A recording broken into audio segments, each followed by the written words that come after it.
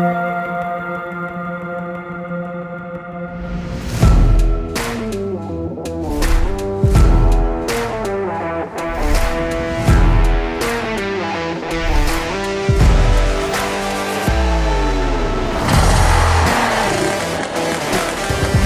today we're at Bergrivier Eco Retreat in the Eastern Cape, and we're very blessed once again to be able to find such a fantastic area. I was very blessed to meet the owners, the Williams, and they said, well, they have a hiking trail, they have a 4x4 track and a bunch of other adventure activities that take place. Maybe we should come and have a look at this terrain and see if it's possible to do an enduro. This Bergrivier venue we've chosen is a fantastic place to stay over. There's camping available, there's beautiful chalets, and it's great for them just to hang out, get to know each other, and it's such a social vibe. So Slake Enduro has actually become a family of riders riding together. I would always have to meet with a farmer first, and we'd have to go together and see, is it acceptable to do an event like this? What will it do from an environmental point of view? If the farmer's happy, we start scouting, we ride the terrain, but at the end of the day, we end up or put a loop together that's acceptable for the beginner rider as well as the pro, so everyone can have a great day together. So in South Africa, the sport's been coming on a long time, and it's actually grown quite a bit. And we've noticed a big incline in fun enduros. You know, you're finding 200-300 guys in a fun enduro. I think because the whole family's actually getting involved, which makes it quite nice. I'm actually taking my son out. He rides, he's on the 85, so we'll do a B loop and then we'll go and scope out the A loop. All right, guys, have an exceptional day. Enjoy yourselves, be safe, and have a lot of fun. We'll see you guys soon. Cheers.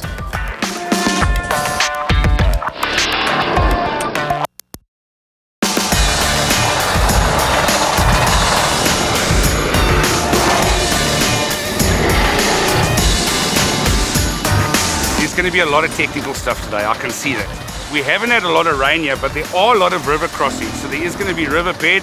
These hill climbs are going to be tough. Thank goodness it hasn't rained, because I think slipping up these hills would be catastrophic. I'm nervous because I see there's a red dot up at the top of that hill there. That means we've got to go up there somehow.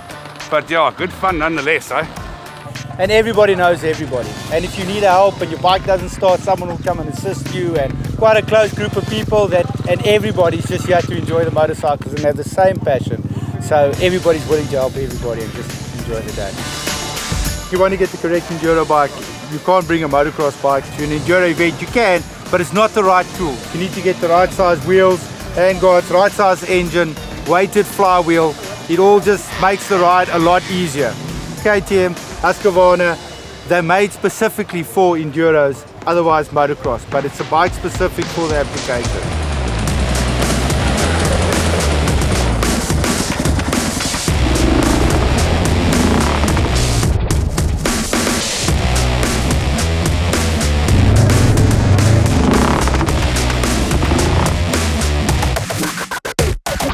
This specific event allowed us to have a little kiddies route for the little PV50 guys, so they can ride, you know, in a safe environment, close to the parents. I go so fast up the hills because I'm scared if I fall, because if I go too slow, then I will fall down. That's why I'm going so fast. Then when I come down here, I like to go speed down. Here at Bergrivier, they got a 4x4 track and some hiking trails, which was not too tough, which actually ended up being perfect for the B riders. So it's not too technical, but a couple of challenges that, you know, that's good enough for them to be challenged at.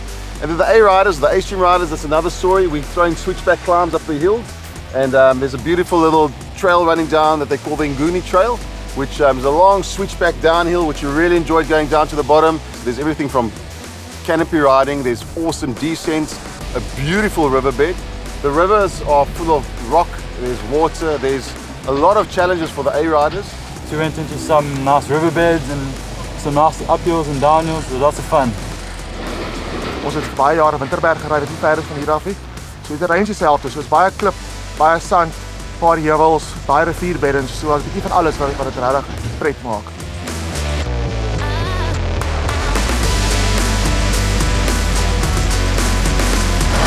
Check this out, how insane is this? Chris Birch came to South Africa, who's the international racing guy, and we sat down one day and we were discussing how can we improve tyres and how can we improve our sport. And that's where we started developing different compounds and different ways to design the tyre specific to hard enduro. And from there we went to a slightly softer compound. That worked really well. Then we went into a softer compound, and we've eventually come out now what we call our double green compound or extreme soft compound. Quite frankly, that's changed the way hard enduro is raced. In the past, where things were deemed impossible, they're now possible. We can climb things, quite frankly, that are quite scary. Today's track was a lot of fun. It's a new track to us. We've never ridden it before. It was developed more of an eco walking trail, but we opened it up for us today, and it's been a lot of fun. Very single track, thin, narrow paths, so pretty much single file riding. Wouldn't really lend itself to a race because of that. It's very difficult to overtake.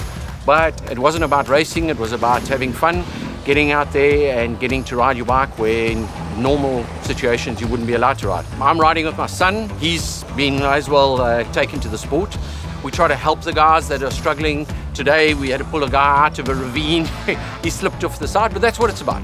It's about imparting some knowledge to guys that are trying to get into the sport. So this kind of environment's great because it takes the stress of a race day away.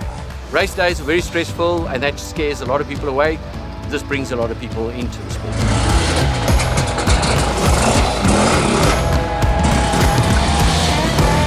The B-loop was quite nice, 1 or 2 technical challenges in that, but it was quite nice. The A-loop, we had a riverbed section that took us a bit of a while. A couple of guys that fell in the river and that. The terrain was quite nice. We had like a forest section, which was quite dense, and then it sort of opened up into like the riverbed section, and that went on for about half a kilometer, so that was quite challenging. We obviously had some issues when the rocks got wet. It got slippery, and we had a little guy on a 65 and my son on an 85, so we had to help them and obviously navigate them over it. And if you come over a log, then the bike lands up sitting on the log with the wheels in the air. So they took a couple of tumbles. One of them said they lost their sense of humor, but they found it again, so that's all good. So he also did a B and then an A loop, so he's 12 years old. So he's always had a motorbike because obviously I'm in the motorcycle game, so I've never put pressure on him. So he does a bit of motocross and enduro, and he did it for fun, and he's actually really just taken to it, and the Slake adventures is what he loves, because there's no pressure. He does a bit of racing, but it's nice to come to an event like this where you're not pressurized to chase for points or anything. You're just out here to have a nice day, good fun, have a break when you have a break, and just enjoy the day. I'd ridden motocross before, and then eventually I just got into enduro, and my dad just started prepping my bike for enduro, and then just kept on riding, and it all worked out. The A-loop was quite hectic. The riverbeds were bad, like really bad. Yeah, it took us hours inside of that riverbed. It was hectic, but yeah, it worked out well, and then eventually when I got out I was just happy, very happy. I did a B-loop first just to warm up, and Alex said, come on, come do an A-loop with us, it's gonna be fun. All you need is traction. So what Henry Ford did was he built like this vehicle with 4 wheels, and then some chop went and cut 2 of the wheels off, and then said, let's ride it down where people don't want to walk. But we did it. Fell once or twice. Very, very technical sections. Coming down that hill is you're turning on yourself all the time, so you're on the brakes. If somebody stops in front of you, it's bursting. But that's why it's called a Funduro. But an amazing event. I'm so tired, but yes, how much fun is this? And we get to see the most beautiful, picturesque areas. I mean, look at this place. It's what the Eastern Cape's all about. That's what enduro is about, It's about the oaks that want to be outside, experience nature, but also with the sound of something hopping in the background.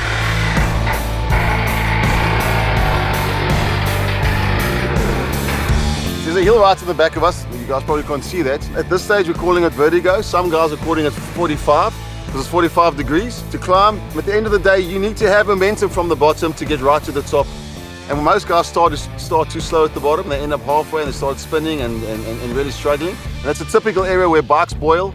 Sometimes guys flip the bikes, and sometimes guys just give up, turn around and come down and say, listen, I'm in the wrong place at the wrong time. How do I get home? It was quite steep. It got a rut that formed, so you had to stay in the rut and obviously keep yourself upright, because the rut sort of wants to throw you over sideways. But if you had a bit of speed, you were fine to get up there. So I think the whole big thing with climbing big hills like that is your posture on the bike. So you can go up with a 150, you can go up with a 300. Obviously your speed will just differ.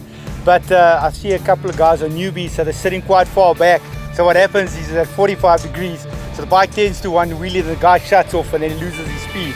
But the guys that sort of know what they're doing are sitting forward, feet in front of the pegs, keeping the weight down, and then they're just going up. So it's a little bit of technique, but you can see the guys went back second time, had a look, see what the top guys are doing, and then try to replicate what they're doing.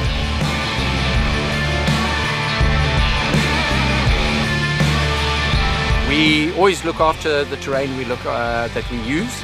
The guys will be coming back next week and making sure that all the areas that are damaged, to make sure that there's no soil erosion, and looking after the terrain so we've got it able to come back here for many years to come.